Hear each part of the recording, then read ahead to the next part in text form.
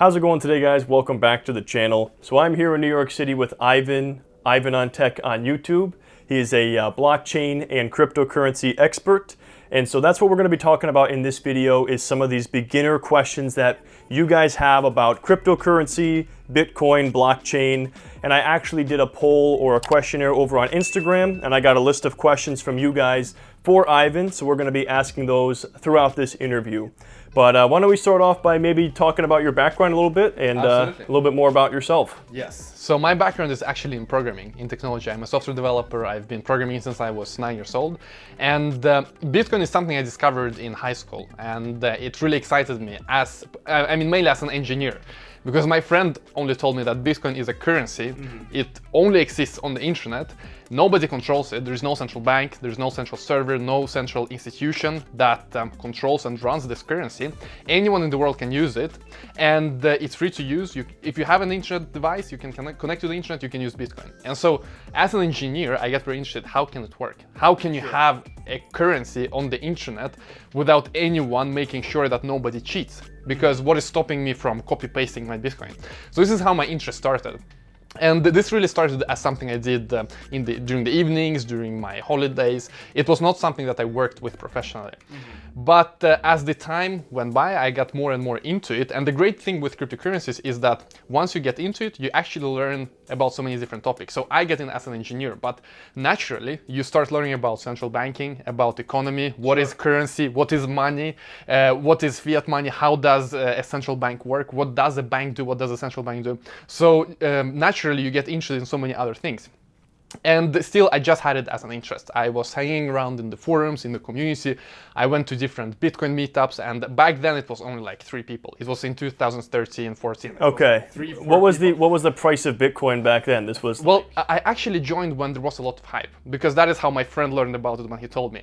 So I actually joined when Bitcoin was going to $1,000. Okay. And as many people, I FOMO'd in, fear of missing out. You're like, I gotta buy Bitcoin. So I was very interested in technology, but also it was going up a lot. Sure. So I bought at the very top, it crashed to 200. So you bought at 1,000 initially, and it crashed to 200. Exactly. Okay. It crashed to 200, but I was so interested in this, and I was so inspired by the community that I was still in the game.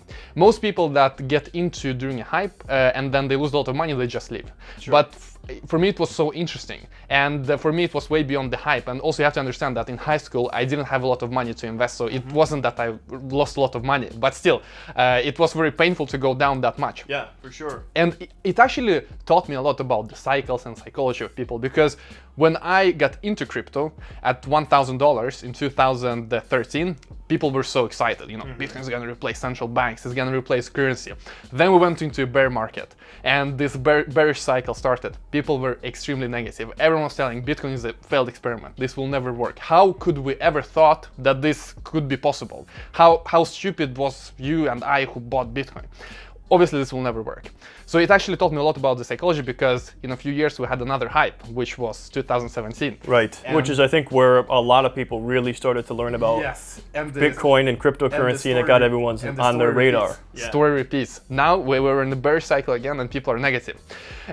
But my journey was that I got into Bitcoin, it was very high, it crashed, I had it as an interest, and then I actually started working at Ericsson, which is a big telecom company in Sweden, and it's also well known worldwide. Maybe you've had Sony Ericsson phones. Like yes, Sony products, yeah. And so at that time, I wanted to excel my career as an engineer. I was having this interest of mine that is cryptocurrencies, and during that time, it was during 2016, 17, it was not only Bitcoin anymore. We had Ethereum, we had many other coins, and they did different things, and they actually offered new ways to build software that is not running on a central server, but running on a decentralized network. So just like Bitcoin is a currency running on a decentralized network, cryptocurrencies such as Ethereum now allowed developers to program their own applications that would also run in this decentralized way. So you and I, we can build, for example, Facebook. We can build a social network that is running across the entire network and not owned by one company, by one entity. So it's not on one central server either, just being across a larger network? Yes, so just like Bitcoin is a decentralized network of computers, you can connect your computer to the Bitcoin network and participate.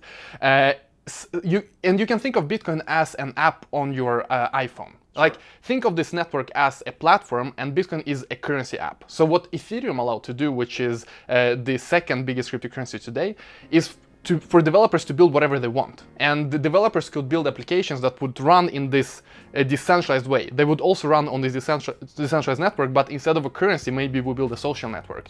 Or we build some other application.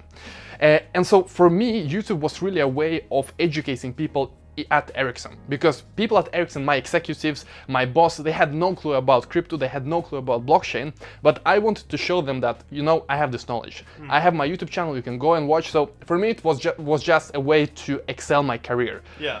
But I started in 2017, and the whole hype started, and the YouTube channel just exploded. I can remember when we had first talked in December of 2017, your channel was like growing like crazy, and I was like, oh my God, it was amazing. But insane. It was just because it was going parabolic and everybody was finding out about it. Yeah. It was insane. And naturally, also now I found my own niche in crypto.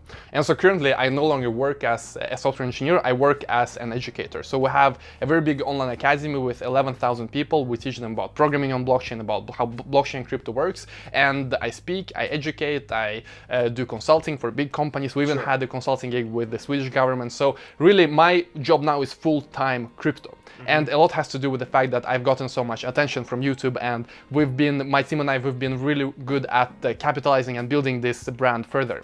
And so this is what I do nowadays. I mean, I'm full-time crypto. I analyze crypto, I invest in crypto myself, and one of my biggest passions right now is still YouTube. That is how I'm still trying to get more attention, trying to get more people into crypto, trying to get more people to educate themselves about crypto, because there are so many misunderstandings. People don't really understand what they're talking about when they criticize cryptocurrencies, and maybe we can cover these topics today as well. Yeah, definitely. So I think it's a good time to jump into the questions here. I have a mixture of questions. Some of these are more basic, some of them are maybe a little bit funny here that I wanted to share. But number one, I think one of the most common questions about cryptocurrency is, where is the value derived for cryptocurrency? What is it that gives these digital currencies value? You know, very good question. Very good question. And if you live in the US or you live in Europe, it might be hard to understand what is the value of Bitcoin, because you have your credit card, you have your bank account. It's very easy to transfer money worldwide. Inflation is predictable, 2-3%, not an issue. But now imagine you live in Venezuela. Imagine your currency inflates by the second. I mean, just look at how much inflation there is in Venezuela and what a human tragedy that is. So of course, if you live in such a country, suddenly Bitcoin is very lucrative to you, because you understand that your government cannot mess with Bitcoin. Nobody can create more Bitcoin out of thin air from nowhere. There is only a planned inflation up to 21 million Bitcoin, and after that, no more Bitcoin will be created. So that is number one. So basically with inflation, these countries, they're holding on to money is a losing game, because the buying power deteriorates very quickly. Yeah, because their government mismanages the economy. And in many cases, the only way for the government to keep running is to print new money. Inflation is a hidden tax that is used by governments to fund many government projects, to fund wars, to fund a lot of spending. So when the government loses control of their monetary system, well, they try to save it by printing more money. And this is not something that you want to experience. I'm from Belarus. And in Belarus, we experienced this firsthand in the 90s with the whole Russia crisis. And when I was a small kid, I noticed that, you know, my grandparents and my parents, they don't have Belarusian rubles. They only have dollars and euros. So I was very curious, why do we have euros? And if you buy an apartment in Belarus, you don't pay with Belarusian rubles. You pay with dollars and euros, because people understand that fiat currency in Belarus isn't worth much. Tomorrow it can be worth 0. So from that point, I really understood that currency is not something you can trust. You need to be very careful about what currency you hold. And currency is, in many cases, not even worth the paper it's printed on. So what I'm trying to tell you is that if you live in a stable country, such as the US, relatively stable Western Europe, you might not understand this issue. But most people in this world live in countries where the economical situation is very unstable. And this is only one reason.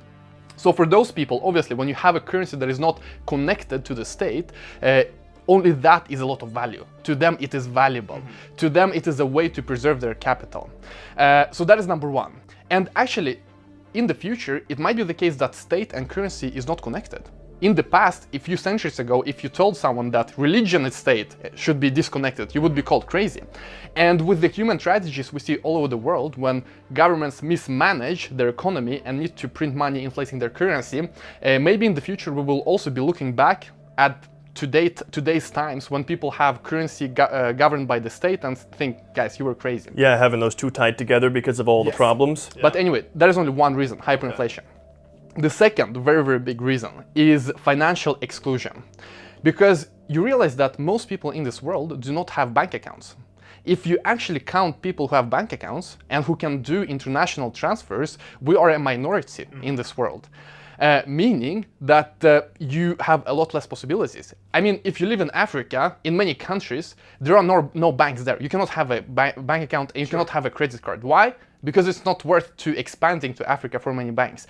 People are poor in many places of the continent, and therefore when a bank is looking at such a country and seeing, why would we go there? There's not a lot of money to be made there, so they don't go there.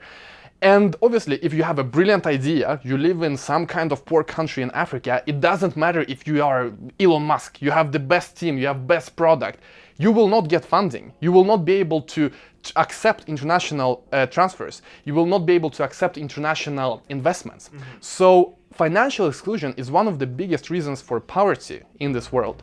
And the only thing you need to accept and send money internationally today with cryptocurrencies is just a phone and internet connection. And most people in this world actually have internet connection. Even in these countries like Africa, they do? Okay, sure. They have skipped laptops, they have skipped computers. They go from no internet, no computers, directly to smartphones. Very, very cheap Androids and an internet connection. So internet is actually something that most countries and most people in this world have and soon will have. But access to the global monetary system was not possible before cryptocurrencies.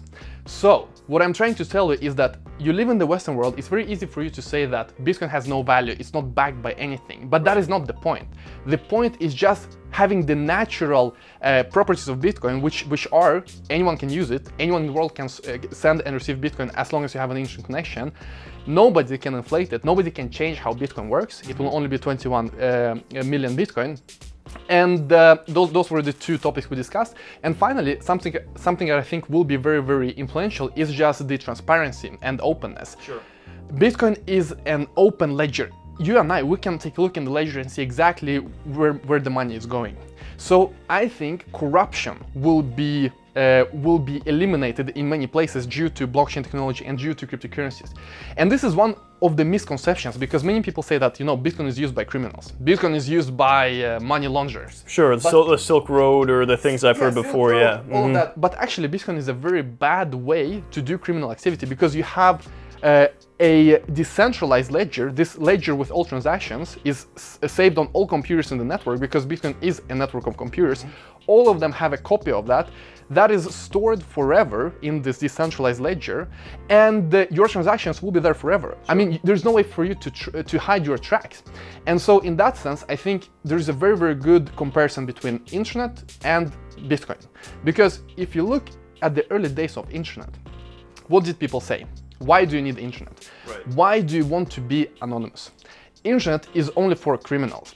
And if you told anyone that you would be going on a date with someone you met on the internet in the 90s, you would be called crazy. Like, are you insane? Absolutely. There are so many weird people on the internet.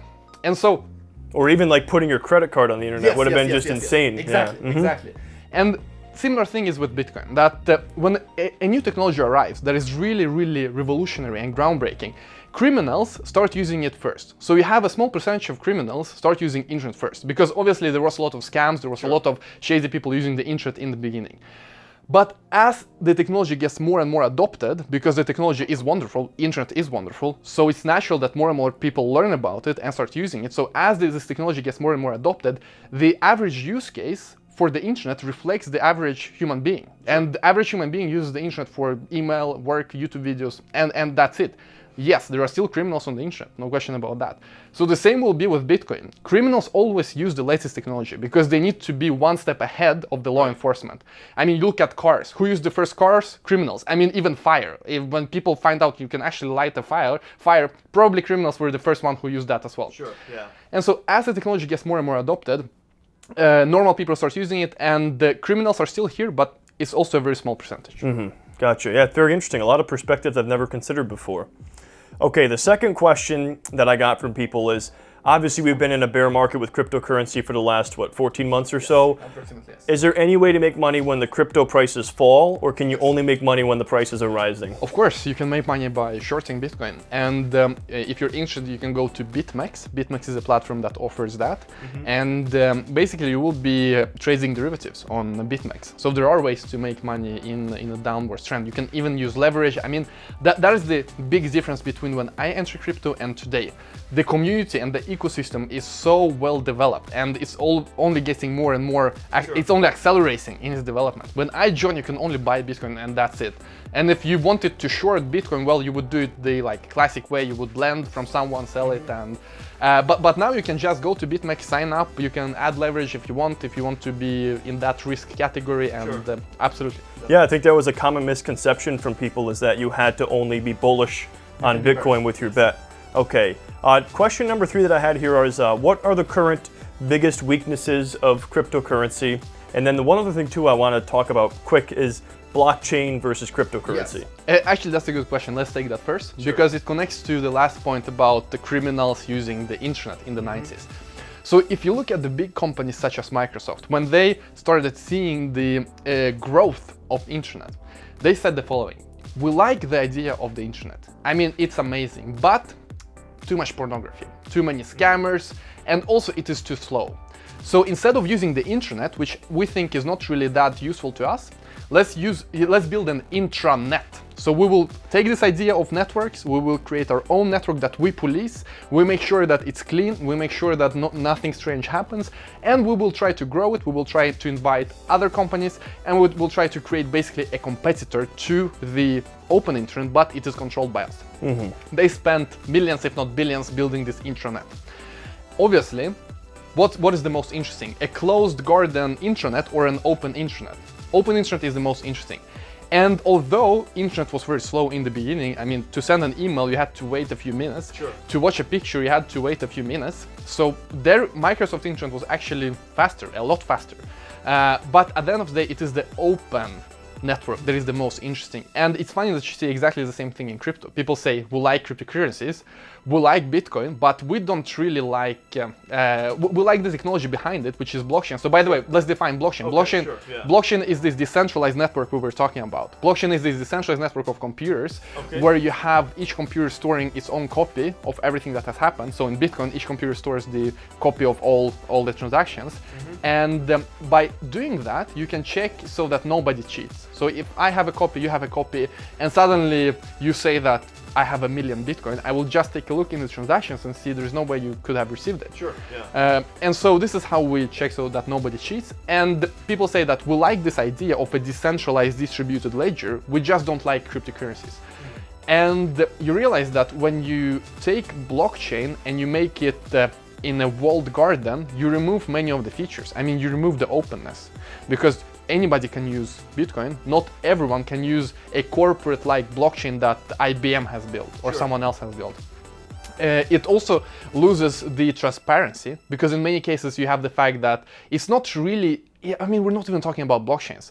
In many cases, you look at the companies that advertise blockchains, such as IBM, you look under the hood and you realize it's not transparent, it's not decentralized, it has nothing to do with the blockchain that is actually used in Bitcoin.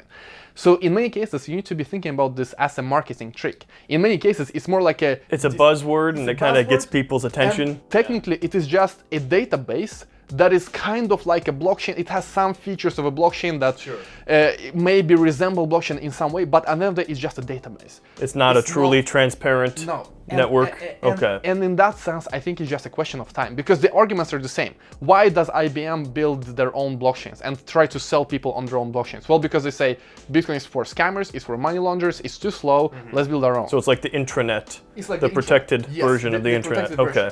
So I think the parallels are very, very good, and I think people will make millions, if not billions, selling private blockchains. I think there are some use cases. I mean, you have Maersk, the Danish logistic company, using blockchain technology, but in my view, they're not using blockchain. They're just using a version of a database that is kind of, it's more decentralized, it has some more decentralization features, it is more open than a normal database, but I mean, at the core, it's just a database. At the core, someone can shut it down. At the core, someone has access and can change things and can remove things. That is not a blockchain. It's a database that has blockchain-like features. All right, so circling back now then, what would you say are the biggest current weaknesses of cryptocurrency? Yes, so user experience may be the biggest issue right now. I cannot make my mom use Bitcoin. It's just too complicated. That is number one. Number two is education. People still are not understanding the value. People are still not understanding why Bitcoin exists. There's still a lot of misinformation about Bitcoin and other cryptocurrencies, which in my view is just a question of time before that changes, but still, it doesn't allow us to move as quickly as we would like to. So that is number two. And number three, it is just this responsibility that people need to have. I mean, when you have Bitcoin, you're actually storing your own money. If you lose your password, you lose your Bitcoin. There's no customer support. There is nobody can help you. So in that sense, I think this is something that we will have to see if it will ever be used by everyone, because I'm not sure the average Joe would like to store like $1 million in Bitcoin and have... Especially if they're responsible for the password. They're responsible for the password, but at the same time, I'm not sure how it's going to play out. I mean, remember, we're talking about a new technology, cryptocurrencies. It's like we're here talking about the internet in the 70s. Who knows how it's going to play out, how exactly it's going to be used. But there are pros and cons. So for example, it might seem that who would like to use Bitcoin for storing a lot of money? But at the same time, if you have a lot of money, Bitcoin is the only way you can store your money in such a way that it's unconfiscatable. Imagine rich people having a lot of money in their bank account. I mean, who knows if you can move it? How many questions do you have to answer to your bank before you can move it? What if you live in a corrupt state that suddenly confiscates your money for whatever reason? So there is actually a very, very compelling reason for rich people to store a lot of money in crypto. But for the average Joe, we will have to see exactly how it plays out. But there are many pros, definitely, and there are some cons that we still need to iron out and see how it develops. But it comes down to user experience. I mean, how can we make it easy for people to store crypto? And it's a question that is still unanswered. Yeah, because I have a very small amount of cryptocurrency, and even like setting up a hardware wallet, it's definitely for like a very small amount of people. I couldn't imagine like showing my mom or my grandmother how to do this, just because it was complicated just for me to do that. So I definitely understand where you're coming from on that one. Okay, the next question I had here, somebody asked, what is a dog coin? Dogecoin. Dogecoin. Well, they said dog coin, so I wanted to ask the question specifically as it was. Doge is an ancient meme. You might know the dog, and it's kind of looking strange. So Doge was an ancient meme, and then Jackson Palmer, which is a friend of mine, and he also has a YouTube channel. By the way, you should all follow Jackson Palmer if you want to learn about crypto. He has a very, very good crypto education channel. So Jackson Palmer thought, hey, what a fun idea to create a coin that is Dogecoin. And from the beginning, it was a joke. It was only for lols. It was not something serious. So for example, you have many strange parameters such as like random, inflation. I mean, it was just for joke. It was not something, but then the community was so excited. And the community really liked this dog, and it's really one of the beauties of the internet. You have so many crazy people that are very into memes, and now they start using Dogecoin, and they start spreading the word about Dogecoin because it's so funny. People like dogs, people like memes, people like crypto, and it's so easy to spread. And also you had a tipping bot that you could use on Reddit that really gave it a lot of options. So you can actually like tip Dogecoin on Reddit. So I think that was a very important step. But at the end of the day, if you look at Dogecoin today, it's not even in the top 10, I think, in the crypto coin. Market cap? Yes. But still, why is it even in top 50? It shouldn't be, because it was a joke or kind of something for novelty. But still, people have Dogecoin, people use Dogecoin, and it's mostly for fun. But when you have people still transacting, it has a market value, it has a market cap, so that is Dogecoin. Very interesting, yeah, okay. So the next question here is, unlike stocks and real estate, crypto seems to have no underlying asset, and I think that's what a lot of people are. That's what's holding them back from investing in cryptocurrency. What do you think about that? Is there really no underlying asset here with these cryptocurrencies other than just this technology? It depends. It depends on which crypto. So, for example, and also we don't know how Bitcoin is going to develop, and we might get a bit technical, but let's look at the internet. So, internet is a set of protocols. You have TCP/IP, you have HTTP. So, internet as we use it today is a set of protocols, but this protocol level doesn't capture any of the value created by the internet. The people who capture the value are the applications on top, such as Facebook, such as Google. They're all building on top of these protocols that are at the core of the internet. But the guy that created TCP/IP doesn't make all the billions that the Facebook founders do. So this is how internet was created. You have technology stack, the technological stack, and then on top you have applications, and applications capture all the value. Okay. Now with Ethereum, you have a protocol, that is the Ethereum blockchain, and the idea is that the Ethereum blockchain should capture most of the value created by the technology, because you need the Ethereum cryptocurrency to run the applications that are built on top. So if you have Ethereum and some kind of app on top of Ethereum succeeds, let's say some kind of decentralized social network succeeds, that will put a lot of demand on Ethereum. Okay. So you're actually investing in the base protocol. So it all depends on, do you believe that this base protocol that is Ethereum, that you can compare to TCP/IP, HTTP, will succeed in the future? Because if it does, well, then it is a tangible asset, because you need this Ethereum token, this Ethereum coin, to run applications on top of Ethereum. Imagine that you could invest in internet in the beginning. Yeah. And from the beginning, people will say, I mean, what are you buying? What are you investing in? Who will use this TCP/IP? It's so hard to send an email. Who would send emails? Who would, watch videos on the internet? You have television. So from the beginning, it would also be very, very strange to invest in the internet. But now, I mean, now that we're 30 years, 40 years into the age of the internet, we can see that, hey, internet created so much value, and it is tangible. People use Facebook, people use Google. Now imagine you would invest in internet in the early days, and your investment would actually grow with each application that is successful, that is built on top of the internet. So capitalizing on the Facebook and the applications. If you somehow invested in the early days in the internet, but that wasn't possible. You could not do that. With Ethereum, you can do that. So that is the whole pitch for the future of Ethereum and decentralized network. Now, is Bitcoin the same? Not at the moment. Not at the moment, because it is not that people are building on top, that you have applications building on top. But that could change, because people now want to make Bitcoin kind of like Ethereum, so you can build applications on top. So different cryptocurrencies have different intrinsic values. I definitely do not agree with people who say that crypto has no intrinsic value, because as we discussed with Bitcoin, just the fact that you can transfer it wherever you are. I mean, if you are in some strange place in the world, in South America, Africa, Indonesia, they have no bank accounts, I can transfer it to you. I mean, that is intrinsic value. The same thing with inflation. And with Ethereum, it is all of these things with Bitcoin, but also you could potentially capitalize on the future applications that are on top of Ethereum. Very interesting. Yeah, I think that's a great explanation there for that argument of it having no value. But at the same time, I also feel that there's so much negativity in the crypto community towards gold, towards real estate. And I personally don't really like it, because I like crypto, I like gold, I like real estate. They all are different. It's not that Bitcoin is going to replace gold. Many people say that Bitcoin is digital gold, and it has some values, some properties that resemble gold, but still it is not gold. It is not gold. And so in that sense, I think many people are very, very maximalistic in the Bitcoin space. It's like only Bitcoin, nothing else.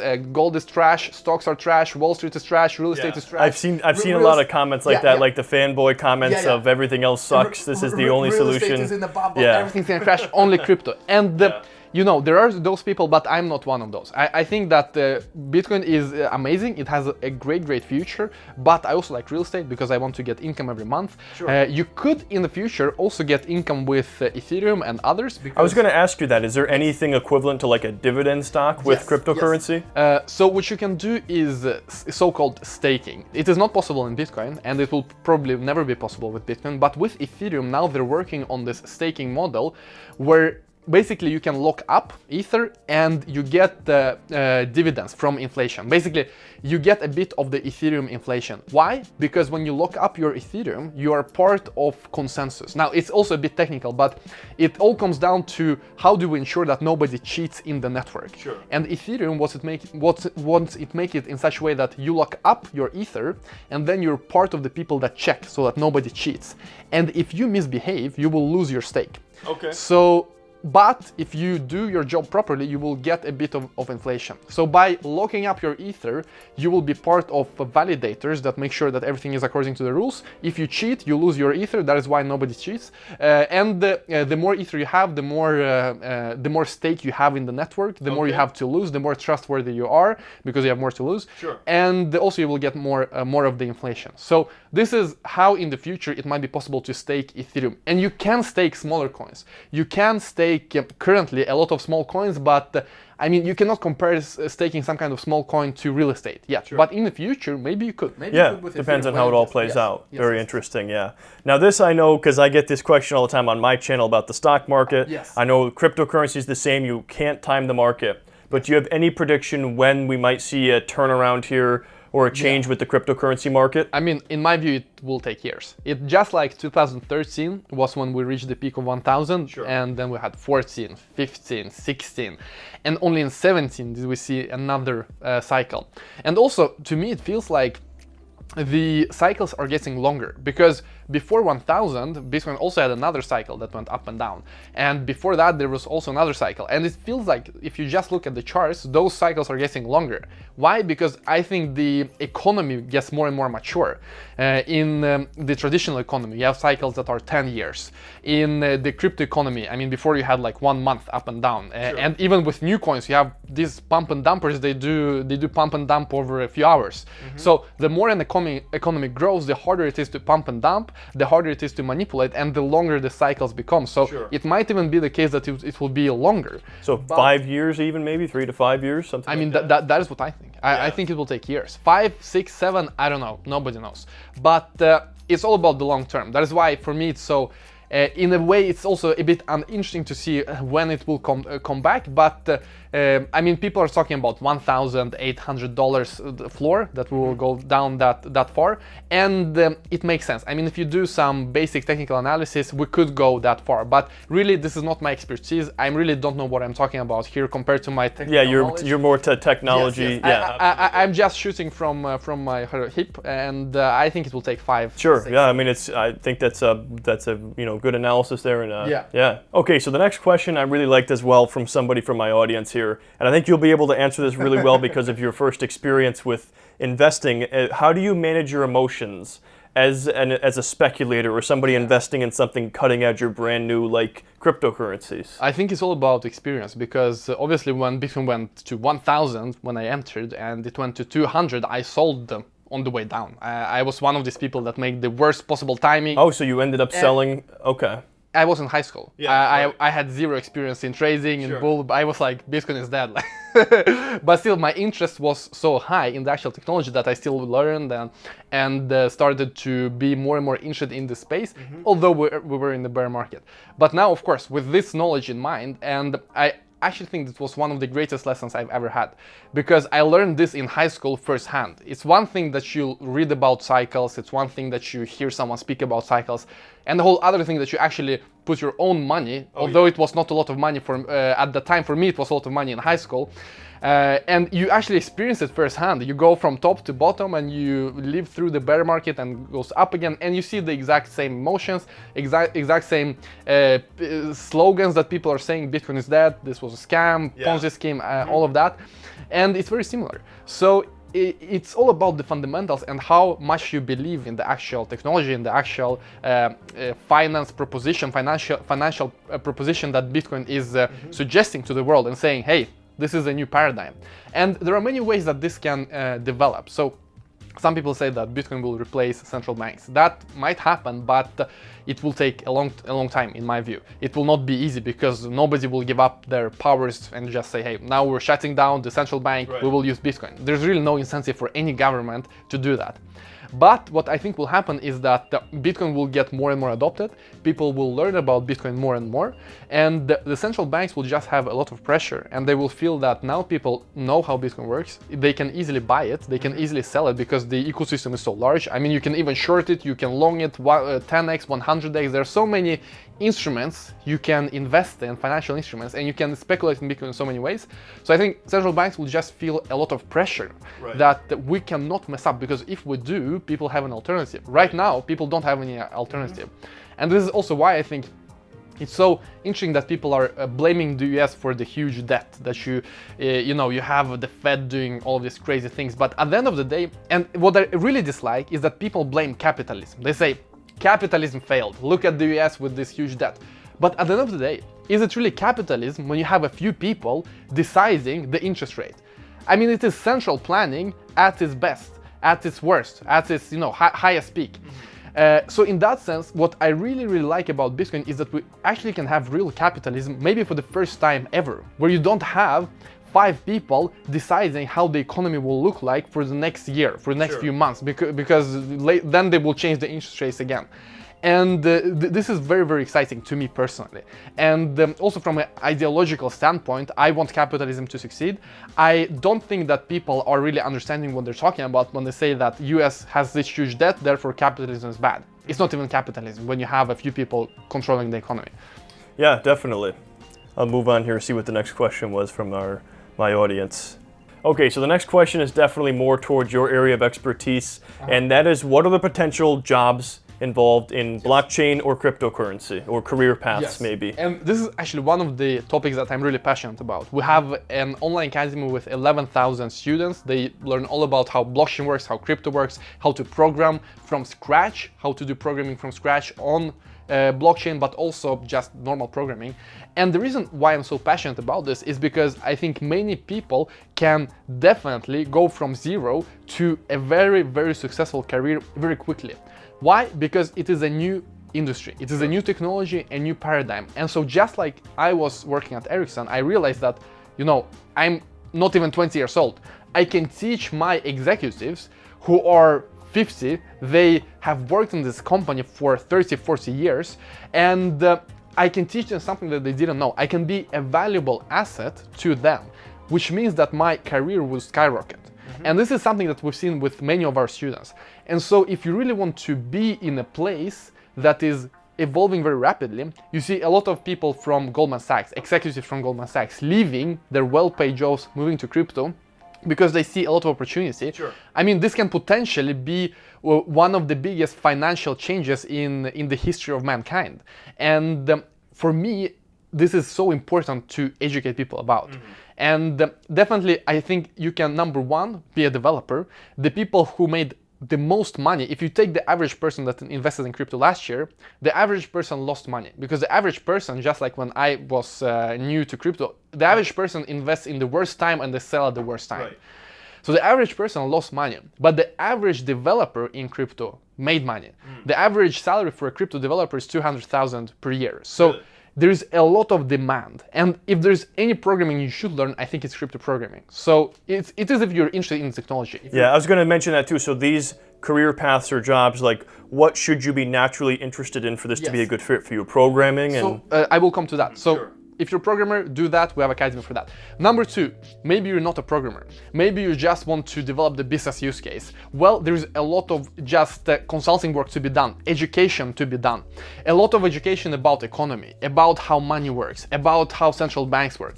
If you just explain it to companies, to corporations, even to banks, because many of them have no clue what is going on. They're still in this field where they think that blockchain is going to disappear, Bitcoin is going to disappear, it is just a scam. But Bitcoin never goes away. It only grows bigger and bigger and bigger. So I think there's a lot of education to be done, and that is why I love blockchain so much and crypto so much, because if you're a technical person, you will find something. If you're more of an educator, if you're more of a person that works with business, you will find something. And also, I think it has a lot to do with politics as well. I mean, just the regulation of cryptocurrencies. And also a lot to do with law. Crypto lawyers are the best paid lawyers in the world. What is a crypto lawyer involved with? For example, let's say I want to do an ICO. I want to launch a cryptocurrency. Which country should I go to?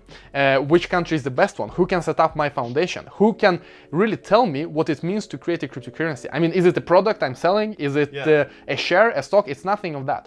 So in that sense, law will be changed forever as well, because now if I have Bitcoin, you cannot take it away from me.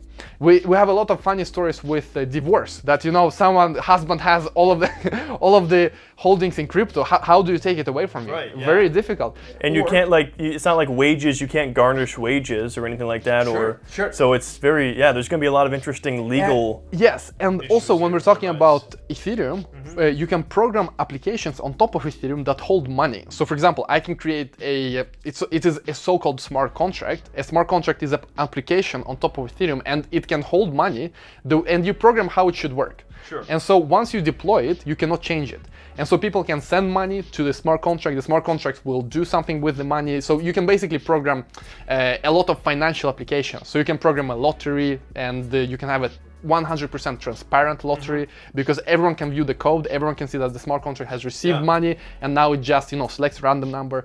But at the same time, how do you resolve conflicts when you have software that owns money? For the first time, your software actually has a bank account. It's not a bank account, it's a crypto account, but your software can actually own, your car will in the future own its own wallet. It will maybe even pay for parking on its own. Maybe it will get payments from other cars, maybe because, you're driving your car and there's another car and it says, hey, let me go before you. I will let me go faster than you, I'll pay you to move or something like for that. Example, yeah. This is so early on. We don't know how the machine-to-machine economy will look like. Yeah. This is like, again, trying to predict the internet in the 80s, 70s, something like that. But it's just so exciting that you have no restrictions when it comes to monetary transactions. I mean, your fridge can have a bank account, crypto account. It can receive payments, it can send payments. And how do you take money from the fridge? You basically have a lot of questions that you never had before when it comes to law. And so I'm just illustrating a few different areas where there is a lot of demand and a lot of people need it. Sure. And if you are a crypto expert and you go into law, you're a crypto expert, you go into software, you're a crypto expert, you go into business, you will rise very quickly through the ranks. This is what I've learned. I mean, I'm 22. I've worked with very high executives in the Swedish industry. I worked with banks. I worked even with the Swedish government. Wow. How would that be possible in any other industry? It would not be possible because everyone has a lot of experts already. There is a lot of establishment already in all different industries, except for crypto. There is no establishment. There is no one guru. There is no one, there are no big four corporations that all governments and all corporations go to. You have the playing field open, and you can really, really make yourself very successful in this industry. Very interesting. All right, so the next question that I have for you, Ivan, is related to a news story that I saw. I was reading it on my way here on the train of this Canadian exchange where the only person who had the password to the wallet died, and now close to $200 million worth of cryptocurrency is inaccessible. Yes. So first of all, I want your take on that, but also that is a potential problem area we talked about with maybe user experience or not having redundancy in place. Sure. So that is an issue, absolutely. So the exchange was run in such a way that one person had all of the money in a cold wallet, which means that it's not connected to the internet. They have a USB-like device, like a hardware wallet, and you need the password for that. Sure. And if you lose your password, nobody can help you. There's no customer support. There is no way to retrieve Bitcoin that you have in that hardware wallet if you lost your private key or your password. And so this is an issue we see in crypto, absolutely. When it comes to, and the issue is not serious exchanges. If I want to exchange money with you, for example, I have Bitcoin, you have Litecoin, and we want to exchange. Currently, we do it on an exchange. So for example, this Canadian exchange, or we do it on Coinbase or Kraken or some other exchange. And because this industry has been developing so fast, there is no regulation in place. There are many people that are just starting exchanges because they see an opportunity. Sure. They're not really professionals in IT. They're not really professionals in finance. They're not really professionals in anything. They just think, let's create an exchange. And therefore, we've seen this issue. And it is really the wild, wild west of crypto right now. And I think it's just natural with any new technology. And so this is very unfortunate, but at the same time, we also see a lot of regulatory attention. People are now in the regulatory space are paying attention to this. We have crypto regulation coming out. We see exchanges facing more and more scrutiny from regulators. So in my view, this is only temporary. And this is also something that you as a user need to be thinking about in these early days that we're still in the wild, wild west. You need to be thinking about, do I trust this exchange? Do they have the measures they need to have in place? So having one person having the only password is definitely not a good measure. Right, yeah. And this is the first point I want to make, that the regulators are coming, it's only temporary, and unfortunately you as a user need to do your homework. This is not something that is ideal. I mean, we do understand that. My grandma will not do the research when she stores her money on exchange. But at the same time, you also see people who had their money in Cyprus when they just lost a lot of money during the crisis. So I wouldn't say that your money is 100% safe somewhere else, but this is a huge problem in crypto nonetheless. But the point number two, which I think is the most exciting, is that in the future you will not have to use an exchange at all. So currently in crypto, if you and I want to exchange crypto, we need to use a centralized exchange. We need to use an exchange, we need to use their servers, we need to upload our crypto to them, and that is how we exchange. But in the future, and already today, you have exchanges that are decentralized. So actually the actual exchange is not owned by any company, it is not run by anyone, it is only on the blockchain, and if you want to trade something with me, you want to exchange money with me, we do it through a smart contract, which is an application on top of Ethereum, for example. And there is no way that can just steal your money or that can just, shut down. So in that sense, I think we see a lot of technological innovation happening where in the near future, you don't even have to trust anyone. You won't need the exchange, you won't have to worry about... The actual exchange is part of the network. I mean, the exchange is built into the network. That is what we're looking at in the next 1 to 2 years. That inside of the Bitcoin application that you have on your computer, you will be able to go to Exchange tab, you will be able to exchange any crypto for any other crypto. Of course, someone needs to take the trade on the other side. And the liquidity will be an issue from the beginning. But as the economy grows, as the crypto economy grows, it will be less and less of an issue. So that is where I think we're heading. But unfortunately, during the past year, we've seen so many exchanges that have no address, they have no founders, they are owned by some kind of a trust. There is really no way to trace who is behind this exchange. Suddenly the exchange disappears. And the Canadian exchange is one of the examples where the founder died, but now there are allegations that the founder didn't really die because he was accused of identity fraud in the past. So who knows what really happened, but it is an issue, and my vision is that in the near future you will not even have centralized exchanges in the way they are today. But still, people will need customer support, people will need people who help them, so there is still room for centralized exchanges, but the future is about decentralized exchanges, where the actual exchange is not a company, it's no server, it is part of the blockchain. Yeah, that makes a lot of sense. All right, and then the final question I have for you here to wrap up, do you have any, cryptocurrency or blockchain predictions for late 2019 into 2020? I know we already talked about the pricing thing. You think it's going to be, 3 to 5 years, but... I think we're looking at a few boring years. The price will flatline or go slightly down. That is how I think it will happen. And the only reason I think so is because that is my experience from the past bear market. But at the same time, we see a lot of developments when it comes to actual technology, when it comes to fundamentals, when it comes to ecosystem. The people that are still here are serious. They are serious about blockchain, serious about crypto. The people that were here a year ago, when we were in the hype and everyone was so excited, it was hard to tell who is here for real and who is here only for a quick profit. Now it's very easy to tell. Everyone who is still here is here for real. So in that sense, I think the community is a lot more healthy. You can really see what is a good project, what is a bad project. We have learned from our mistakes, because when everything is pumping, all the coins are going up, it's very hard to tell what is good and what is bad. And you see a bad coin going up 500% in like 2 days, you're thinking, am I misunderstanding something? Have I missed something? But in a bear market, it's way easier to see, this is the actual value, here's where fundamentals are, and this is just air. This is nothing. This is vaporware. Oh, it's the same thing with the stock market. During a bull market, you see more and more companies doing IPOs. You're going to see a lot less companies going public in a bear market, so it's easier to thin them out through the weeds there. Do you think we're going to still see a lot of these pump and dump ICOs, or is that kind of trend dying off, hopefully? For all of you who don't know, ICO is where you create your own cryptocurrency. And many people say that we have this idea, we're going to build on top of Ethereum, and we have our own coin for this and this purpose, so buy our coin, you will invest in our idea. Because just like when you have Ether, you basically invest indirectly, you invest in everything that is built on top of Ether. And then you can also buy a coin that is used in an app on top of Ether. So you can kind of think that you have a use case and you have a specific coin for that, and people say you will need our coin because of this and this and this. If we reach this amount of users, the coin will be worth approximately this. They try to calculate and model how the price will develop, and then people buy. This was very common during 2017. Sure. Most of the ICOs have failed. Most of the ICOs have not reached any goal really that they wanted to reach.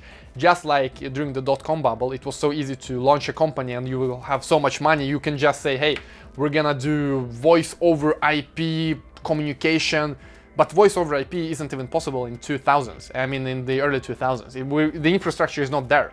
So the same happened in crypto, that people said we're gonna do this and this and this, and all of these amazing use cases are gonna be true. And you as an investor, you kind of see that maybe in the future it will be true. Just like in the dot-com bubble, you could kind of see, you know, voice over IP, maybe it will be true.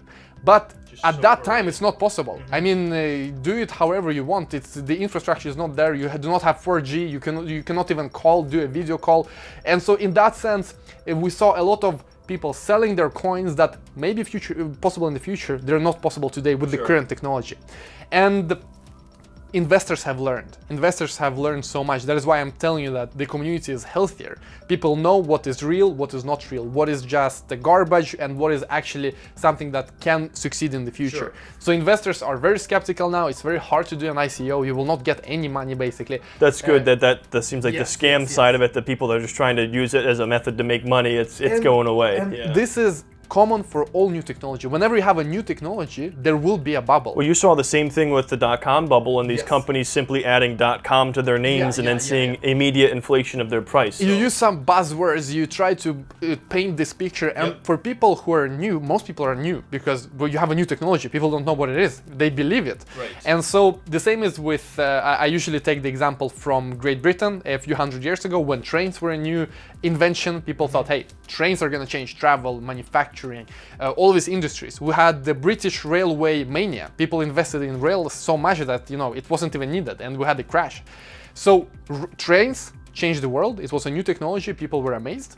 Created the bubble, but still it did change the world. Internet created the bubble, it did change the world. And the same with crypto. It created the bubble, but it is changing the world. Sure, absolutely, yeah. Well, anyways, Ivan, thanks so much for coming on the channel. I really appreciate that. I'm going to link up Ivan's channel as well as his Instagram and everything down in the description below. And I'm also going to link up to Blockchain Academy, which is your private training group. Ivan on Tech Academy. Ivan on Tech Academy, and then Blockchain Academy is a part of that. Ivan on Tech Academy is the Blockchain Academy. Okay, you can learn about blockchain fundamentals, Bitcoin fundamentals, how it works under the hood, how it works when it comes to Ethereum. You can learn programming. I mean, really, if you're interested in anything related to crypto, I mean, Ivan on Tech Academy is where you go. Sure, yeah. So do you want to talk a little bit about that, kind of what you have in there and who that might be a good fit for? It's good fit for everyone who is interested. Maybe you are a software-related person. You like software. We will teach you programming from scratch. We will teach you programming on Ethereum, EOS, and NEM, which are different networks, from scratch. You will be able to create applications. You will be able to work in crypto after you have completed our academy. If you're not a crypto person, we have a blockchain business master class course, which is all about how big companies are using crypto and blockchain. What is the business use case? Sure. Also, this year we're releasing one course per month. So we're really going all in on the academy. And we're releasing one course per month. So our latest course was about game programming, because now you see game developers actually integrating crypto into their games. So for example, in World of Warcraft, imagine when you collect the coins, those coins are actually on the blockchain. You can trade them on the crypto exchange. Maybe you can even buy food with your game coins. You actually own your items. That is the issue with many games. You don't really own your item. Sure. Your item can be inflated in at any moment, and you've spent thousands of hours in a game. I know that because I was a RuneScape addict back in the days. I played a lot of RuneScape. And you have an item that is worth a lot, and suddenly it's not, because it's been inflated, because there's some kind of game mechanic change. And so some games, it doesn't make sense at all to involve crypto, but some games are realizing that this is very, very powerful. So we teach you that. I mean, really anything that has to do with crypto, it is in the academy. And now we're working very, very hard to bring one course per month. Very good, yeah. And how long are these courses usually? They're very, very deep. It is a 10-hour plus video content. Then you have quizzes, you have exams, you have a community, you have forums. If you have any questions, we will help you. And it is really a movement that we're building. I mean, today we have 11,000 people in the course, in the academy, and doing different courses. And we really want to help them achieve their goals. That is what I'm all about. I want to make people go from some kind of job they don't like, they don't really enjoy, to working in crypto, because this is where I think you have most possibilities today. Sure, absolutely. And because you're continuing to add content, it's structured as a membership site? Yes, okay. Exactly. And then we're doing I think Ivan said he was going to extend a discount here for my viewers here for the first month for $1. Yes, exactly. So you can join, you can try it, you can look at it, you can try all the courses. You can try the fundamentals course, you can try a programming course, you can try a game course, and see if this is for you. Okay, sure, absolutely. All right, well, I think that's going to wrap this up, Ivan. Thanks for coming on. All those links are going to be down in the description below. And I'd like to hear what you guys think about this, whether you'd like to see Ivan come back on the channel, and also what questions you might have as well if we do that in the future. But thanks so much for watching, and I will see you guys in the next video.